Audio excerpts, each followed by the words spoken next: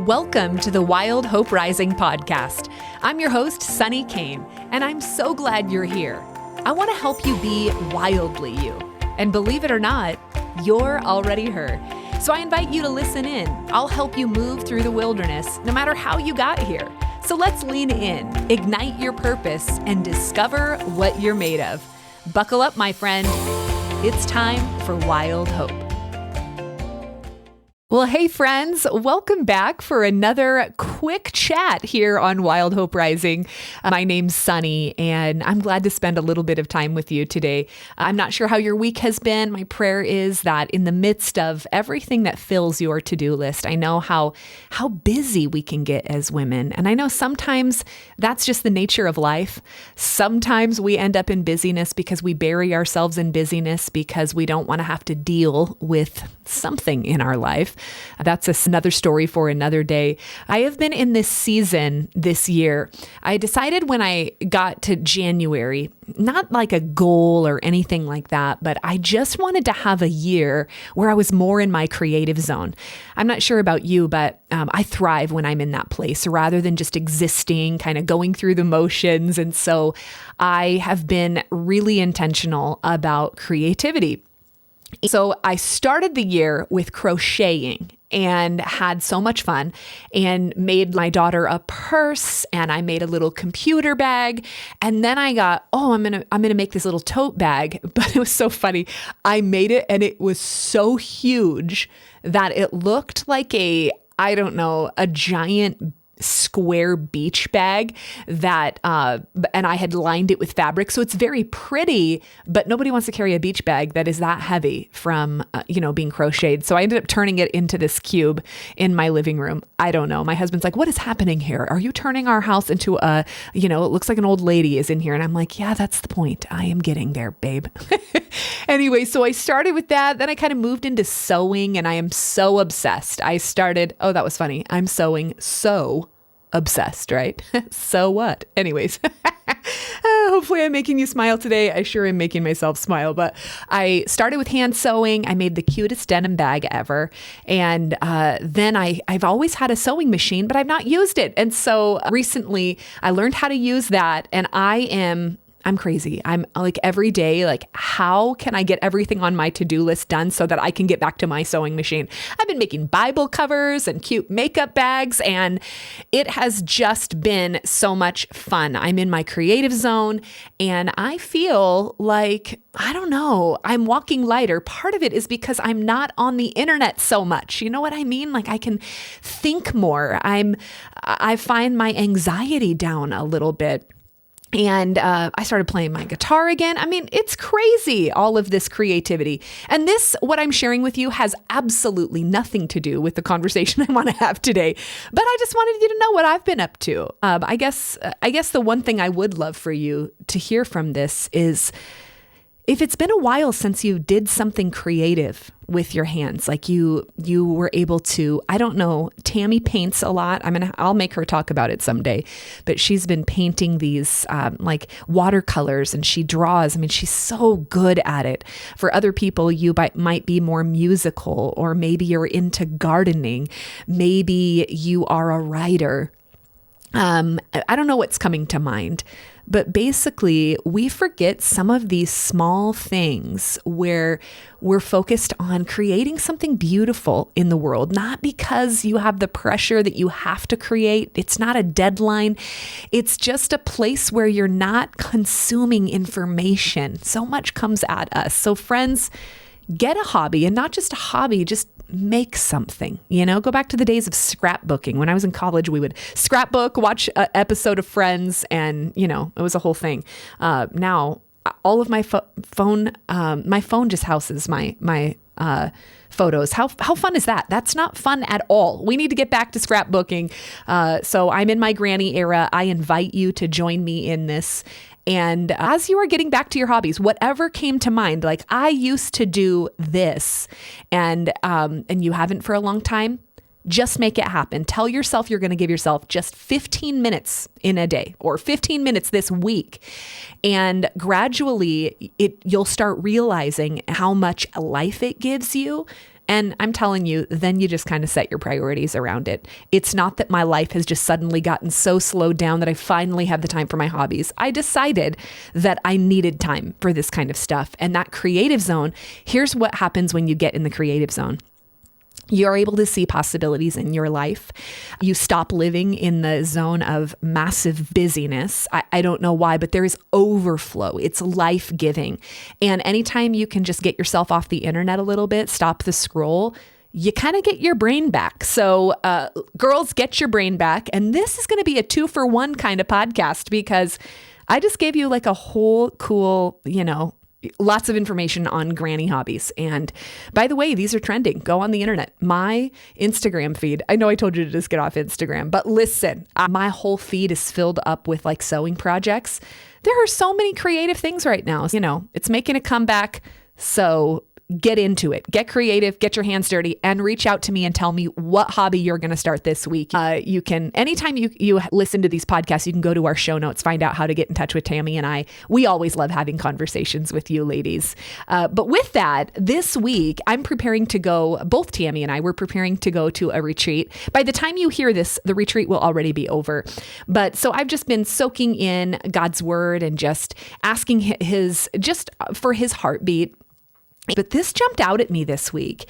We talk about wilderness seasons here, and we talk about wilderness seasons that come from all sorts of ways. Sometimes it comes from wounds that we have been carrying for a lot of years. Sometimes it comes from a sudden change in your life where your normal gets hijacked and you don't quite see what's coming. Sometimes it's just a phase of life transition where, you were used to doing something one way and now everything has kind of changed. And so they're not always heavy and hard, but we all walk through wilderness seasons, and you girls know we love talking wilderness here. That's what we're all about. We believe that wild hope can rise even in wilderness places. And so often we wait for our wilderness. We think once I get through my wilderness season, then I'll get to the place where there's hope and I can step into the wide open, spacious life. But the reality is, every time I look at scripture, I see that we can actually access wild hope and the wide open, spacious life right in the midst of whatever we're walking through, because God is urgently present in every moment. A few weeks ago, we talked about how when you send an SOS to God, he gives you an SOS, which is strength of soul. God responds to us when we cry out to him. And so I've been thinking just on that. I was thinking how often sometimes, ladies, we actually find ourselves in a wilderness because of our own choices. In the book of Isaiah, and those of you who really know me know that the book of Isaiah is a place that it really resonates with me. But in the book of Isaiah, there is just this warning going out. The people are being rebellious. And by rebellious, I mean they are depending on their money instead of on God's power. They are trusting in Egypt, which, by the way, is a place God delivered them from already, but they are trusting in Egypt instead of God.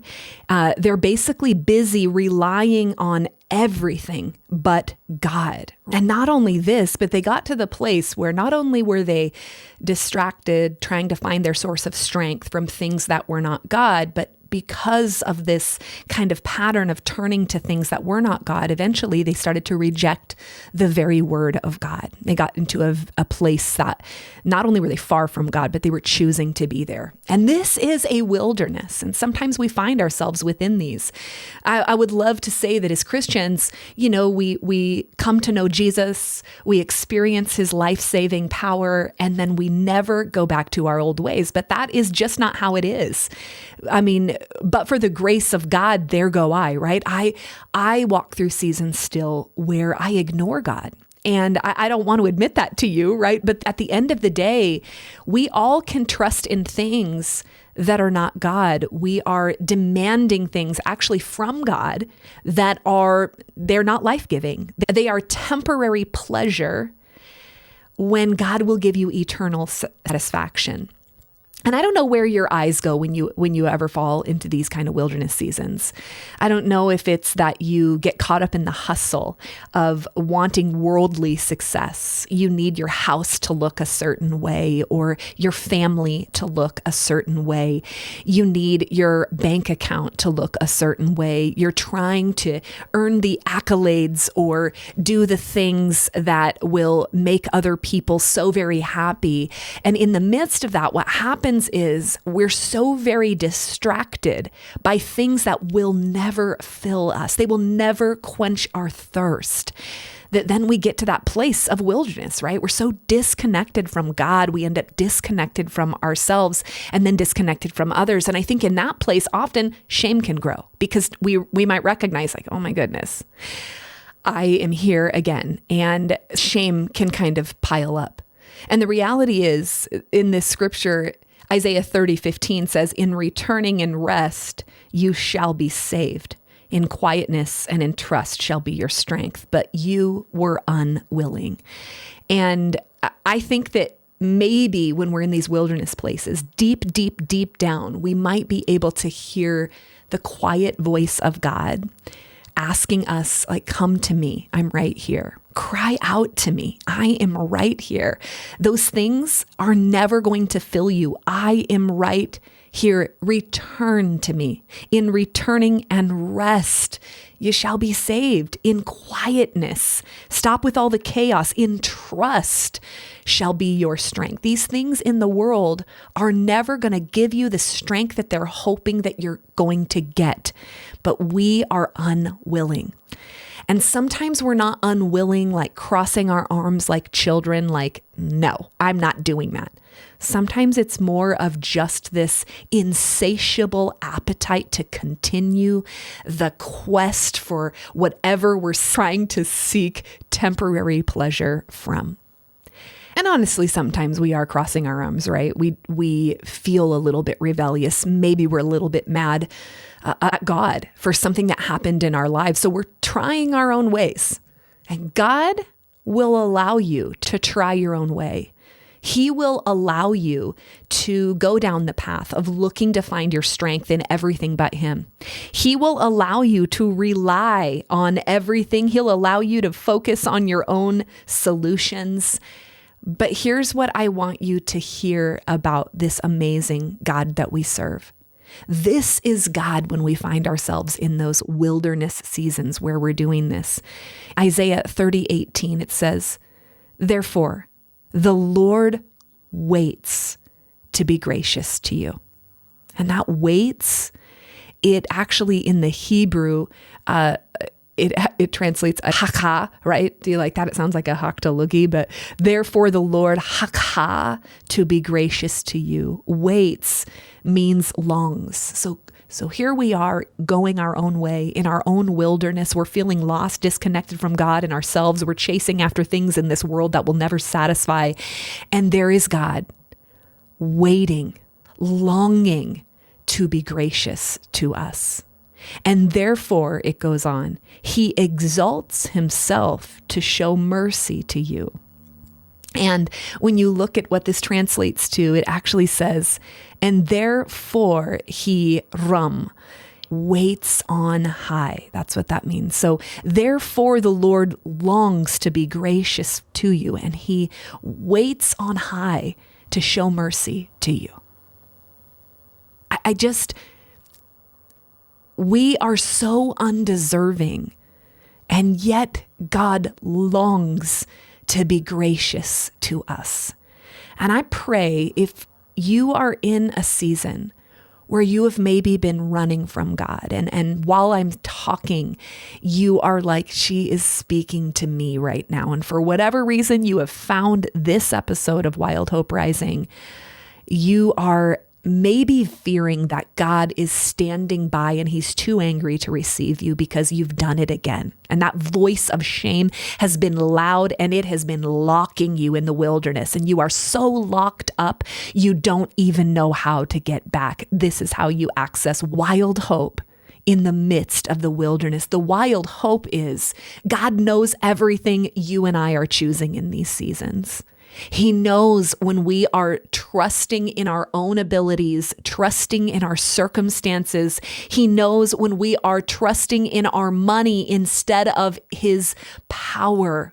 He knows. And yet he waits. He longs to be gracious to you. And he waits on high to show mercy to us. It goes on, for the Lord is a God of justice. Blessed are all those who wait for him. Same word, it translates that haka. Blessed are those who long for him, not the things of this world. So there is so much here. So why is God not leaning in and just like, hey, kid, I long to be gracious for you right now when you're in the middle of not even longing for him. You're not even crying. You're not asking for his help. But we sometimes wonder, why isn't he just stepping in right now? Well, hang on a minute. He longs to be gracious to you, but sometimes he waits. He waits with that longing because he knows the perfect moment to extend grace. And I am mindful that we cannot enter into spiritual blessings until we are made capable by faith. I'm going to say that again. We cannot enter into spiritual blessings until we are made capable of them by our faith. Why? Because it would not be good for us to receive temporal blessings until our hardships or our sorrow has done its work on us. And I think some of this is because in the midst of the hardship, in the midst of the struggle, in the midst of the wilderness, even the wilderness that we have found ourselves in because of our own choices, our own wanderings, our own cravings that we're searching for in this world, I think that sometimes the hardship and the sorrow and the disconnection from God create such a deep longing inside of us. And they are the very place where we can learn to know God more. This God who is longing to be gracious to you. This God who has the heart for the prodigal who runs away from him, and yet he runs out to us the moment we attempt to return to him. When we send an SOS, God always responds to us. Therefore, the Lord longs. He waits to be gracious to you, and therefore he waits on high to show mercy to you. For the Lord is a God of justice, and blessed are those who wait or long for him. It goes on. I want you to hear this. He will surely be gracious to you at the sound of your cry. As soon as he hears it, he answers you.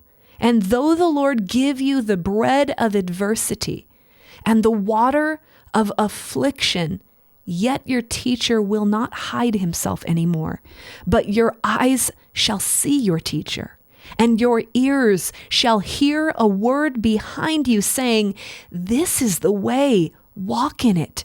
When you turn to the right or when you turn to the left, you will hear that voice, this is the way, walk in it. So, friend, I don't know if you noticed this, but we have the bread of adversity and we walk through the waters of afflictions. We find ourselves in wilderness places, don't we? And yet God longs to be gracious to us, and he waits for us to cry out to him. And as soon as we do, he answers us. And once we have cried out and gotten to that place where we realize there is nothing but God that can satisfy the longings that we have in our heart, then suddenly we find our teacher.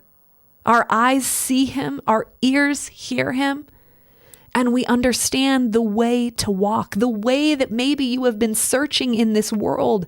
You've been looking to every path out of the wilderness but God. And I realize today we've got a lot of ladies that sit around this table that, like me, they know the goodness of God, and yet they still choose the things of the world.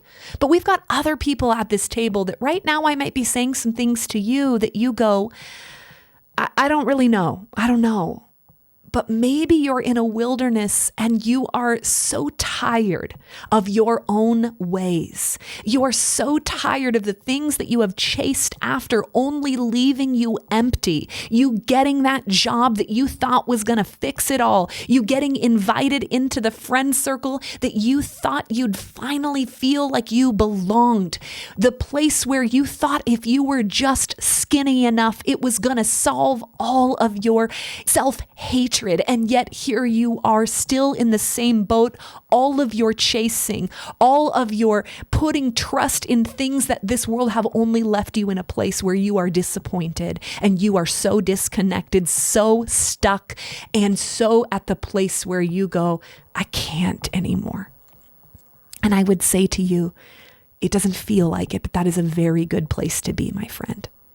It postures your heart for saying, nothing in this world will satisfy except perhaps the one thing that you have been avoiding going after. And he's already been pursuing you. And so I want to encourage you in this moment right now. Would you stop this podcast? What I have to say is not nearly as valuable as being able to hear the voice of God. And when you cry out to him, he will surely be gracious to you at the sound of your cry. And as soon as he hears it, he answers you. And he will not give you a temporary hit. And I'm saying a temporary hit, right? You go buy something new and you feel great for 5 minutes. You might even have a glass of wine and you feel good until you wake up the next morning. You might go out and have sex with somebody and feel like, it's going to be completely fine. But none of these things have left you with anything but more longing, more hunger, more thirst. And he longs to be gracious to you. And he will not give you a temporary satisfaction that fades tomorrow. He gives you satisfaction. Taste and see that he is good. And he also gives us, in this place, he gives us peace, shalom. The longer you walk with God, the more completeness we begin to experience. And it is a completeness that leads us to freedom. I think of Ezekiel chapter 34. I know, guys, we're hitting some of the prophets today. There's so much here that we can't actually get into. We're not in a deep Bible study here, but there's some words in Ezekiel 34 that I have been meditating on as well. And I have just this in my heart. See, he longs to be your shepherd. And he longs to rescue you. He knows right where you're at, and he will seek you out. He will rescue you from the places where you've been scattered. He'll rescue you on that day of clouds and thick darkness, and he will bring you out. He will gather you. Maybe he's already doing that right here at the Wild Hope Rising table. He is gathering us, and he himself will be our shepherd. And he himself will make us lie down, right? Psalm 23 says he will make us lie down in green pastures. He will lead us beside still waters. And even though we walk through the valley of the shadow of death, we don't have to fear any evil, for he is with us. And this does lead you to a satisfaction, to a peace that surpasses all understanding, a peace that can exist even when you still remain in wilderness, even when your circumstance does not work out the way that you think it should. You can still be standing in the wilderness, and the wild hope is the reality that God is there with you. He is your peace. Ezekiel 34:25 says, I will make with them a covenant of peace, which means Berit Shalom. I will make with them a covenant of peace, its wholeness.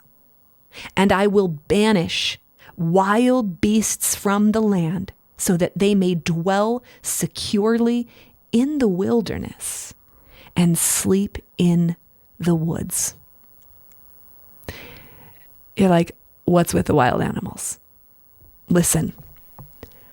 What beasts have been after you in your own quest for temporary satisfaction? How's the fear treating you these days? How's the anxiety? How is that weight of depression that sometimes sits upon your life? How is that? How is it tasting good? Or is it leaving you haunted? Sometimes we feel haunted. And I'm not talking about ghosts, my friends. I mean, there is such thing as spiritual warfare, but that's something for another day, right?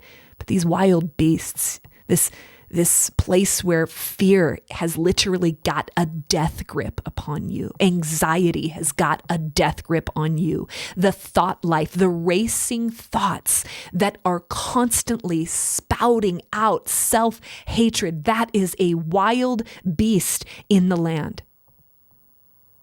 And his peace, it will banish the wild beasts from the land so that you may dwell securely, even in your wilderness. That means in your wilderness where it's not going so hot, where you're sitting in the waters of affliction and you're struggling right there, my friend, you can have confidence. You will have security. You will have stability. He will be exactly what you need, and he is everything that you need. You have been given all that you need for life and godliness in him, and you will dwell securely in that wilderness, and you will even sleep in the woods. Sounds like he's inviting us on a camping trip. If Tammy were here, she would definitely talk about that. But sleep in the woods, right?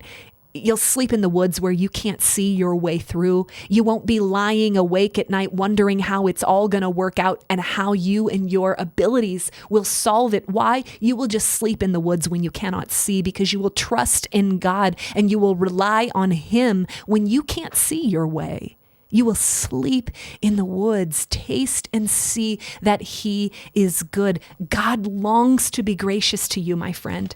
And he longs to be gracious to you, not because you are worthy of that, not because of your actions. You don't have to take 10 steps back to Jesus. It's one. It's one. You don't have to pray the right words. I'm in fact not even going to tell you what to say to God, because there are no magic words. It's a heart that would turn to him and cry out to him.